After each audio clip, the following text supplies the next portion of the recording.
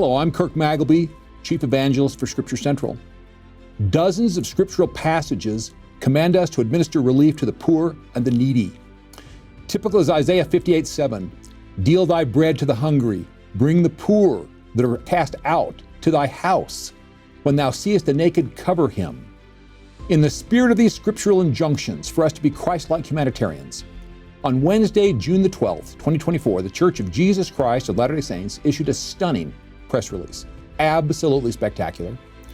The Relief Society General Presidency announced a major expansion of the Church's global efforts to improve women's and children's health. 148 million children in the world under the age of 5 are stunted, too short for their age. And 45 million suffer from wasting due to severe malnutrition. 1/3 of pregnant women worldwide suffer from anemia, and more than 1/3 of all humans are at risk of food insecurity. The most nutritionally vulnerable populations are expectant mothers, infants, and children. Precious children of God are literally dying from hunger. And now the church has officially entered the arena with $55.8 million that will help 8 trusted humanitarian partners scale up their proven health and nutrition interventions in 12 countries. These funds will help 12 million children and 2.7 million expectant mothers gain access to adequate nutrition and health care. This initiative is called Women and Children. It is led by the women in our church. The 9-member consortium began operations in early June in Accra, Ghana. A progress report to the world will be issued in about a year. All health services will be evidence-based and will focus on both treatment and prevention of malnutrition in women, infants, and children. Women, infants, and children. These are the people in America served by the terrific WIC program, which is a part of the U.S. Department of Agriculture. WIC is a special supplemental nutrition program that includes prenatal care and healthy food for mothers and their children through age 5. The church's Women and Children initiative will provide WIC-type benefits, but not to the relatively affluent, to women, infants, and children in 12 of the poorest countries on the planet. As France, the Netherlands, and other countries with excellent health outcomes can attest, investments in prenatal, infant, and childhood health bring huge benefits to individuals later in life. Now, who are the 9 organizations in this consortium? It's led by the Relief Society, founded by Joseph Smith in 1842. It has CARE International, founded in 1945. Catholic Relief Services, founded in 1943. The Helen Keller International Foundation, which was founded in 1915. International Development Enterprises, IDE, founded in 1982. Medicine for All People, founded in 1954. Save the Children, founded in 1919. The Hunger Project, founded in 1977. Vitamin Angels, founded in 1994. These 9 organizations have been in existence for an average of 83 years. They have stood the test of time. They are very good at what they do. 3 of the 9, Save the Children, Catholic Relief Services, and CARE International, are among the top 10 NGOs, non-governmental organizations on earth. Now notice how intelligently the Latter-day Saint women leading this initiative have crafted their strategy. They brought together experts in entrepreneurship, medicines, vitamins, food production, food distribution, and healthcare delivery. They all work together to create a health and nutrition ecosystem in selected communities. Tim Pruitt, president of the Hunger Project, said, "Working collaboratively allows us to have a much broader impact that will lead to systems strengthening." I know a little about system strengthening. For 30 years, I researched structural poverty. And then in 2006, I wrote a book that has contributed to the global dialogue on international development. Institutional poverty is caused by exploitative business models, such as the law of the jungle, the strong oppress the weak, dog eat dog, survival of the fittest. The Bible calls this robbing or oppressing the poor, as in Proverbs chapter 22. The Book of Mormon calls this grinding upon the face of the poor. Poverty alleviation happens when win-win business models and altruistic institutions are available to the vulnerable people at the bottom of the socioeconomic pyramid.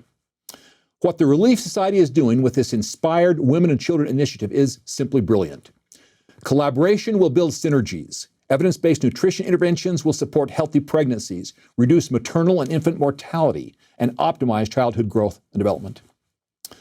Now, a little backstory on the Church of Jesus Christ of Latter-day Saints and its involvement in humanitarian relief. In February 1831, The church had been organized for less than a year. It had not yet built a single meeting house. A few missionaries had been called. Membership was in the low hundreds. Yet the Lord commanded in D&C section 42, verse 34, to create the first Bishop Storehouse, which turned out to be the Newell K. Whitney store in Kirtland, Ohio. The purpose of this storehouse was to administer to the poor and the needy. Fast forward to 2024, and the church maintains more than 150 much larger Bishop Storehouses throughout the world. We lovingly refer to them as grocery stores without cash registers. I served as a bishop in 2 different wards and have seen firsthand the tremendous blessing this food distribution system is for families in need. The Bishop Storehouse system includes production facilities, such as a peanut butter plant in Houston, Texas. Peanut butter is in demand at food pantries because it is nutritious and has a very long shelf life. Our plant in Houston supplies about 400,000 jars of peanut butter each year to the Houston Food Bank. Our oldest daughter met her future husband volunteering at the peanut butter plant, which is why Shannon and I now have 5 wonderful Texas grandchildren. On March 17, 1842, the prophet Joseph organized the Relief Society at his red brick store in Nauvoo, Illinois. Emma Smith was the first president. The red brick store was a bishop storehouse of sorts for the saints in the area. One of Emma's principal duties was to coordinate assistance to the poor. Fast forward to 2024, and the Relief Society has over 7 million members in more than 160 countries. My wife has served as a Ward Relief Society president, as has my mother, one of my daughters, and 3 of my sisters. I am an eyewitness to the vast good this incredible organization does in the lives of church members. It will be beyond exciting in the next few years to see what President Camille Johnson and her faithful colleagues can do as they broaden their horizons to tackle the tough, seemingly intractable problems of poverty and world hunger in league with some of the best international humanitarian aid agencies. In 1936, the world was caught in the grip of the Great Depression. Latter-day Saints were not exempt from its devastation. The church organized a welfare program to help indigent saints get back on their feet financially. Today, there are more than 40 Deseret Industries thrift stores and employment centers in operation.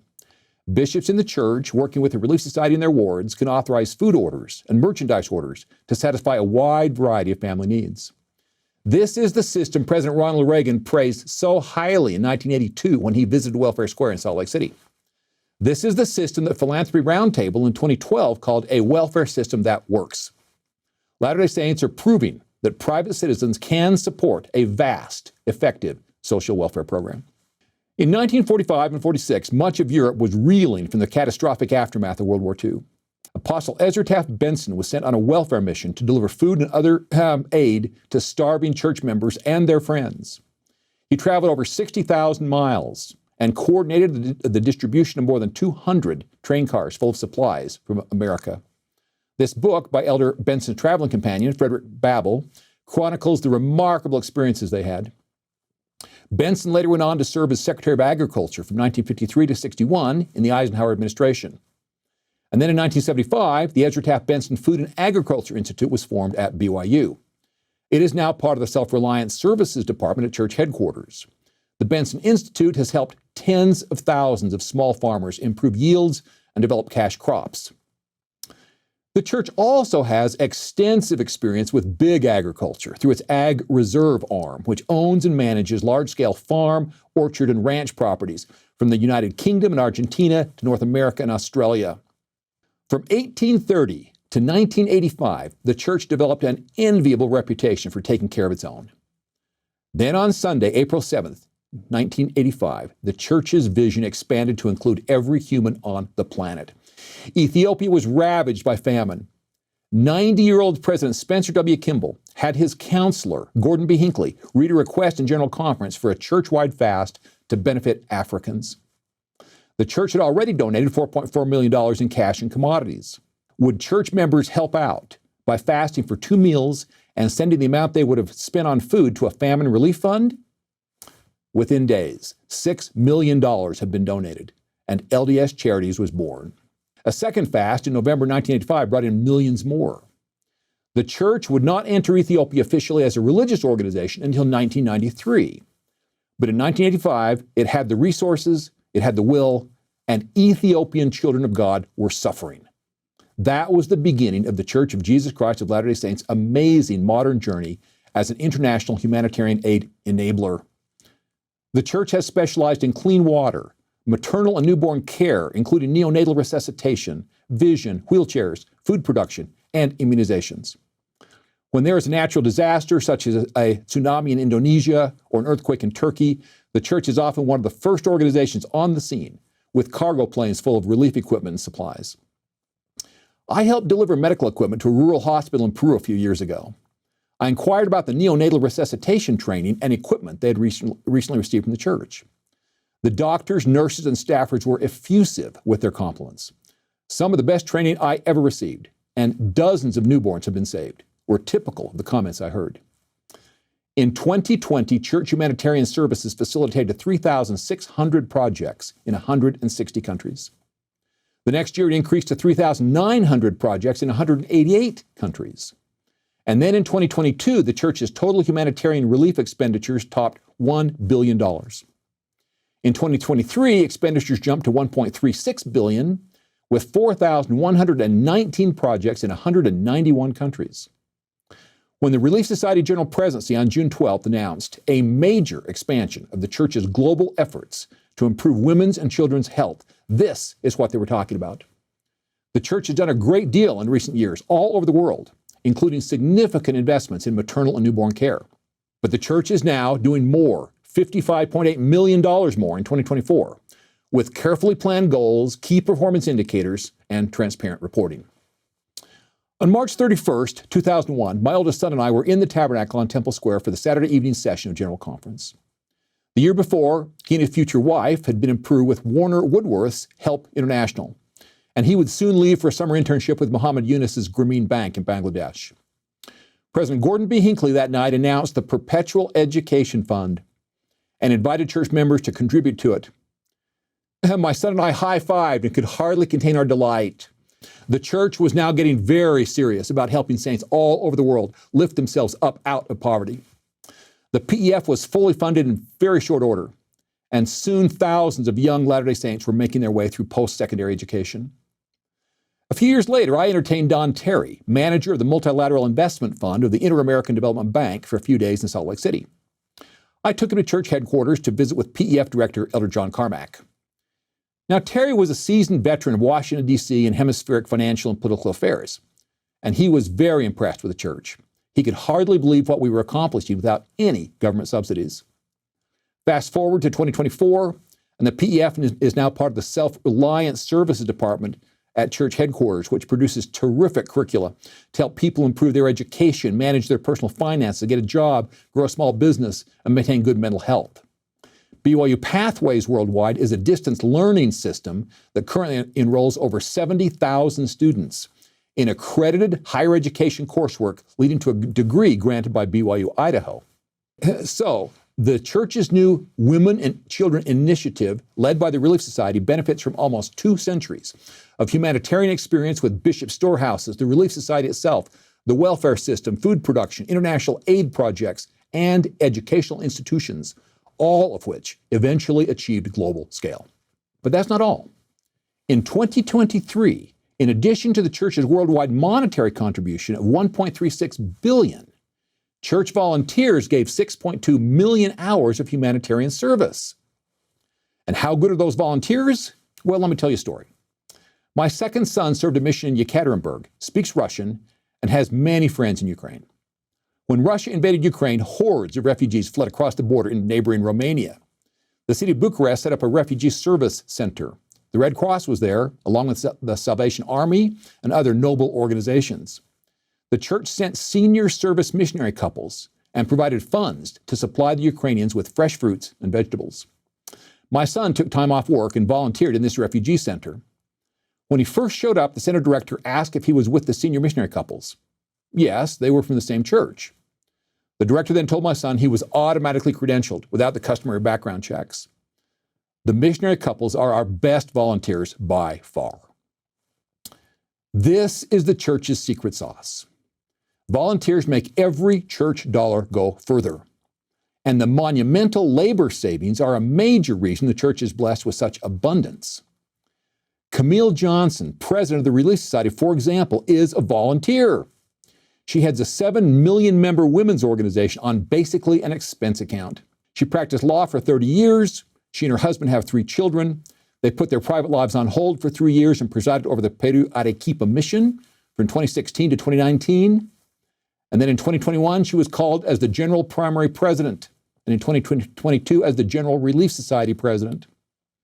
There was a time after so many years of volunteer church service when Sister Johnson thought she might have a little time to return to her law practice and maybe beef up her 401k. No. The Lord called her to bless the lives of millions of women, infants, and children all over the world. Check out her April 2023 General Conference talk entitled Jesus Christ is Relief to see how well prepared she is for her current mission. But that's still not all. Yes, the church can muster tens or even hundreds of thousands of talented, motivated volunteers. But to thrive, these members need inspired leadership, and that's where the brethren come in. High-level leaders in the church tend to come from strong academic, professional, civic, financial, or commercial industrial backgrounds. For example, who wrote the checks totaling $55.8 million? The presiding bishopric's office. Bishop Gerald Caussé got his MBA from ESSEC, one of the top 3 business schools in France. Before entering full-time church service, he ran large food distribution organizations, including Pomona, a multi-billion euro French food company. First Counselor W. Christopher Waddell was the Vice President of Investments for Merrill Lynch. Second Counselor L. Todd Budge was Chairman of Tokyo Star Bank in Japan. The resume strength of senior church leaders is simply incredible. For example, Elder Robert C. Gay, now emeritus, was largely responsible for creating the magnificent Self-Reliant Services Department, doing so much good at church headquarters today. He succeeded John Carmack as director of the Perpetual Education Fund. Before that, he and Lynette presided over the Ghana Accra mission. He helped launch the Ballard Center for Social Impact, which is part of the BYU Marriott School of Business. As an aside, the Ballard Center, with 3,000 students, is the largest social impact program on any college campus in the world. And before that, Bob and Lynette Gay had a spectacular career with Bain Capital.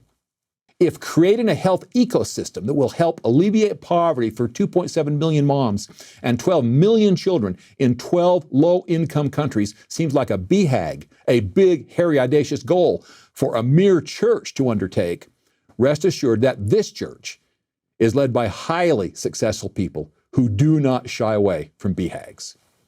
For example, Apostle Dale G. Renlund was a noted medical professional before his call to church service in 2009.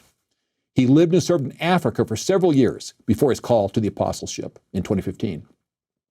A Johns Hopkins trained doctor who has spent years living in Africa will be helping to monitor the success of a major new women and children health initiative serving vulnerable people in places such as Nigeria and Zambia. But even that's not all. There's still the financial side. The church has put up $55.8 million. But what if that's not enough? Do they have to come up with that much next year and the year after that? What if this thing really takes off and the Women and Children Initiative needs $100 million or more? In Matthew chapter 25, the Lord gives the parable of the 10 virgins and the parable of the talents. The virgins teach us to be prepared with oil in reserve for the second coming of the Savior. The talents teach us to be wise stewards of the resources entrusted to us and to multiply our assets. Matthew 25, verse 32 lets us know the Savior is interested in every human on the planet. And verses 35 to 40 teach us what we should aspire to do with our wealth. Provide food, clothing, shelter, and health care to the least among us. The Church of Jesus Christ of Latter-day Saints is a model of preparedness and smart asset management. It was 1960 when N. Eldon Tanner was called from the oil and gas fields of Alberta to be an assistant to the Quorum of the 12, and ever since then, the church's financial position has grown progressively stronger. The church has one of the largest private endowments in the world, considerably larger than Harvard's or Yale's, and that allows the brethren to authorize billion-dollar expenditures without breaking a financial sweat.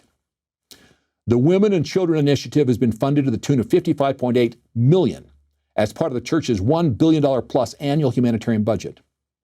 Now, how does this compare with other church humanitarian budgets? Baptist World Aid, founded in 1959, had 2023 revenues of $21 million. Episcopal Relief and Development, founded in 2002, had 2022 revenues of $37.1 million. The Southern Baptist Convention's Send Relief, founded in 2020, had 2023 revenues of $40 million. United Methodist Committee on Relief, founded in 1974, had 2019 revenues of $48 million. Lutheran World Relief, founded in 1946, had 2022 revenues of $70 million. So the Relief Society's Women and Children Initiative by itself, with initial funding of $55.8 million, is on par with what other churches are spending in total on all of their international humanitarian aid. Now, there are remarkable organizations such as World Vision with interdenominational religious roots that have budgets in the billion-dollar range. But there are only two Christian churches with humanitarian arms that operate at this level: the Roman Catholic Church and the Church of Jesus Christ of Latter-day Saints. Another example to help contextualize how much is $55.8 million. One of the 9 consortium members, Vitamin Angels, has a $129 million annual budget, but $98 million of that comes from in-kind donations. Vitamin companies donate vitamins, and Vitamin Angels uses the $31 million of annual cash donations to manage their overhead and distribute all those vitamins around the world. The church's cash infusion could go a long way to help scale this highly leveraged business model. Why does the Church of Jesus Christ of Latter-day Saints do this? Will the women and children beneficiaries be primarily members of the church? No. Relatively few of the recipients will be members of our church. Bangladesh has 171 million people, but only 50 belong to the church. Nepal, with its 31 million people, has a mere 200 members. Mali, with 23 million people, has only 300 people who have been baptized into the church. Senegal, with 17 million citizens, has 500 Latter-day Saints. And Zambia, with 20 million people, has a mere 6,000 members of the church. And so on for Kenya, Cambodia, Nigeria, Democratic Republic of Congo, Ghana, Sierra Leone. Now, the Philippines is a slightly different story. With 119 million Filipinos, 867,000 of them have joined the church. But still, that's only one member of the church for every 137 Filipinos. So in total, the 12 countries that will benefit from this initiative have 813 million citizens, only 1.39 million of whom have joined the church, meaning that there's only one Latter-day Saint for 584 people in those countries. Most of those blessed by the new Women and Children Initiative will not be of our faith. Like the Ethiopian famine relief in 1985, the Church of Jesus Christ of Latter-day Saints does this because it has the capacity and it's the right thing to do. President Camille Johnson and her Relief Society colleagues visit places with great need, sense the desperation of mothers who are unable to adequately feed their children, return to Salt Lake, then roll up their sleeves and get to work in concert with some of the best humanitarian NGOs on earth. 1 Nephi 22:6 says we should offer temporal help to our brothers and sisters. Mosiah 2:17 says we should be in the service of our fellow beings.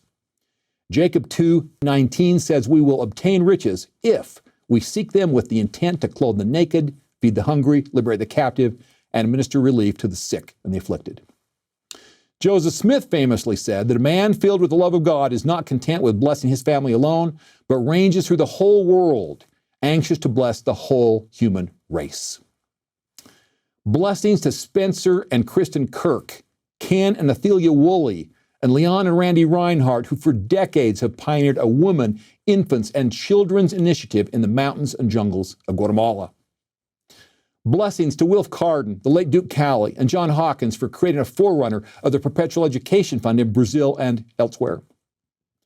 Blessings to the committed humanitarians in the church, such as Don Clark, Tim Evans, Stephen Betty Gibson, Joel Madsen, Scott and Carmen Mosgrip, Louis Pope, and thousands of others who for decades have made sustainable development happen all over the world. Blessings to my friend Seth Merrill and his colleagues at Ensign Peak Advisors who are out there every day making the parable of the talents come true for the church. The Church of Jesus Christ of Latter-day Saints has a fourfold mission.